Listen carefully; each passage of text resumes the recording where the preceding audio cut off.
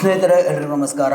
Iran Israel America ಯುದ್ಧದ ಕಾರ್ಮೋಡ ಇಲ್ಲಿ ಹೆಚ್ಚಾಗ್ತಾ ಇರುವಂತೆ ಏನು ಶನಿವಾರದ ದಿವಸ ಅವರ ಸುತ್ತ ಕಚೇರಿಯ ಒಳಗಡೆ ಒಂದು ಕುಟುಂಬವನ್ನೇ ಇರಾನ್ ಕಳ್ಕೊಂಡಿತ್ತು. ಅಯಾತುಲ್ಲಾ ಅಲಿ ಖಮೀನಿ ಎನ್ನುವಂತಹ ಸರ್ವೋಚ್ಚ ನಾಯಕ ಈ ಒಂದು ಯುದ್ಧಕ್ಕೆ ಬಲಿಯಾಗಿದ್ದರು. ಆಮೇಲೆ ಇರಾನ್ ಒಂದು ರೀತಿಯಲ್ಲಿ ಅತಂತ್ರ ಆಗಿತ್ತು. ಯಾರು ನಿರ್ದೇಶನವನ್ನು ನೀಡ್ತಾರೆ ಅಥವಾ ಎಲ್ಲ ವಿಚಾರಗಳನ್ನು ಖಾಮಿನಿ ನಿರ್ಣಯ ಮಾಡಿದ ರೀತಿಯಲ್ಲಿ ಯಾರು ಅಧಿಕಾರವನ್ನು ಕೈಗೊಳ್ತಾರೆ ಅನ್ನುವಂತಹ ದೊಡ್ಡ ಕ್ವಶನ್ ಮೂಡಿತು. ಇವಾಗ ಇರಾನಿನ ಮಾಜಿ ಸರ್ವೋಚ್ಚ ನಾಯಕ ಅಯಾತುಲ್ಲಾ ಅಲಿ ಖಮೀನಿ ಅವರ ಪುತ್ರ ಮುಜ್ತಬಾ ಖಮೀನಿ ಅವರನ್ನ ಇರಾನ್ನ ಹೊಸ ಸರ್ವೋಚ್ಚ ನಾಯಕರಾಗಿ ನೇಮಕ ಮಾಡಲಾಗಿದೆ ಅಂತ ಬುಧವಾರ ಮಾಧ್ಯಮ ವರದಿ ತಿಳಿಸಿರುವಂಥದ್ದು.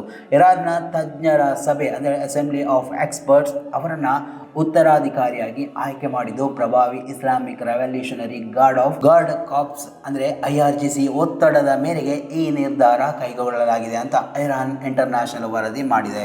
56 ವರ್ಷದ ಮುಜ್ತಬಾ ಖಾಮಿನಿ ದಿವಂಗತ ಅಲಿ ಖಾಮಿನಿ ಅವರ ಎರಡನೇ ಪುತ್ರ.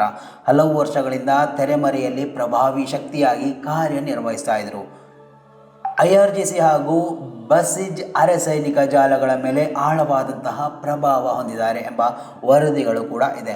ಇರಾನ್ ಇರಾಕ್ ಯುದ್ಧದ ಅನುಭವ ಕೂಡ ಇವರಿಗೆ ಇದೆ ಅಂತ ಕೂಡ ಹೇಳಲಾಗ್ತಾ ಇದೆ.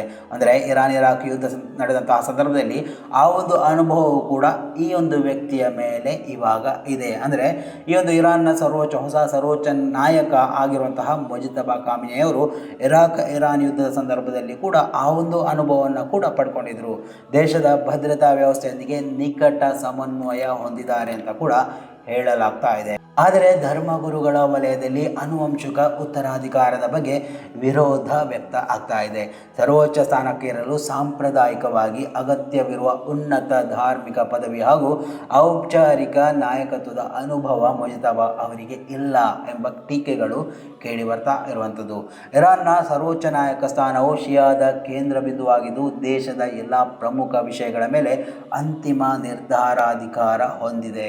ಈ ಹುದ್ದೆಯಲ್ಲಿ ಸಶಸ್ತ್ರ ಪಡೆಗಳು ಹಾಗೂ IRGCಯ ಕಮಾಂಡರ್ ಇನ್ ಚೀಫ್ ಆಗಿ ಕಾರ್ಯನಿರ್ವಹಿಸುವಂತಹ ಜವಾಬ್ದಾರಿ ಕೂಡ ಇದೆ. ಶನಿವಾರ ಇಸ್ರೇಲ್ ಅಮೆರಿಕ ಸಂಯುಕ್ತ ದಾಳಿಯಲ್ಲಿ ಅಯಾತುಲ್ಲಾ ಅಲಿ ಖಾಮಿನಿ ಹತ್ಯೆಯಾಗಿದ್ದು ಈ ಬೆಳವಣಿಗೆ ಇಡೀ ಪ್ರದೇಶವನ್ನು ಇತ್ತೀಚಿನ ವರ್ಷಗಳಲ್ಲಿ ಅತ್ಯಂತ ತೀವ್ರ ಸಂಘರ್ಷದ ದಿಕ್ಕಿನಲ್ಲಿ ತಳ್ಳುತ್ತಾ ಇದೆ. 1989ರಲ್ಲಿ ಇಸ್ಲಾಮಿಕ್ ಗಣರಾಜ್ಯದ ಸ್ಥಾಪಕ ಅಯಾತುಲ್ಲಾ ರುಹುಲ್ಲಾ ಖಮೇನಿ ಅವರ ನಿಧನದ ಬಳಿಕ ಖಾಮಿನಿ ದೇಶದ ನೇತೃತ್ವವನ್ನು ವಹಿಸಿದರು. ಅಂದರೆ ಅಯಾತುಲ್ಲಾ ಖಾಮಿನಿ ಅವರು ಆ ಒಂದು ದೇಶದ ನೇತೃತ್ವವನ್ನು ವಹಿಸಿಕೊಂಡಿದ್ರು. ಟೆಹರಾನ್ ಹಾಗೂ ಇತರ ನಗರಗಳ ಮೇಲಿನ ದಾಳಿಗಳ ನಂತರ ಇರಾನ್ ಈ ಪ್ರದೇಶದಲ್ಲಿ ಅಮೆರಿಕ ಸೈನಿಕ ಚಟುವಟಿಕೆಗಳಿಗೆ ಬೆಂಬಲ ನೀಡ್ತಾ ಇರುವಂತಹ ಗಲ್ಫ್ ರಾಷ್ಟ್ರಗಳನ್ನು ಗುರಿಯಾಗಿಸಲು ಆರಂಭ ಮಾಡಿಕೊಂಡಿರುವಂಥದ್ದು. ಇದರ ಪರಿಣಾಮವಾಗಿ Saudi Arabia, Bahrain, Qatar, United Arab Emirates ಸೇರಿದಂತೆ ಪ್ರಮುಖ ಗಲ್ಫ್ ರಾಷ್ಟ್ರಗಳು ಇರಾನಿನ ದಾಳಿಗಳ ನಂತರ ಸಂಭವಿಸಿದಂತಹ ಸ್ಫೋಟಗಳಿಂದ ಅಕ್ಷರಶಃ ನಡುಗಿ ಹೋಗಿದೆ ಅಂತ ವರದಿಗಳು ತಿಳಿಸ್ತಾ ಇರುವಂಥದ್ದು. ಸೊ ನಾವೆಲ್ಲ ಗಮನಿಸಬಹುದು, ಇಲ್ಲಿ ಅಮೇರಿಕ ಇಸ್ರೇಲ್ಗಳು ಇರಾನ್ ಮೇಲೆ ನಿರಂತರವಾಗಿ ದಾಳಿ ಮಾಡ್ತಾ ಇದೆ, ಇರಾನ್ ಪ್ರತಿ ದಾಳಿ ಮಾಡ್ತಾ ಇದೆ.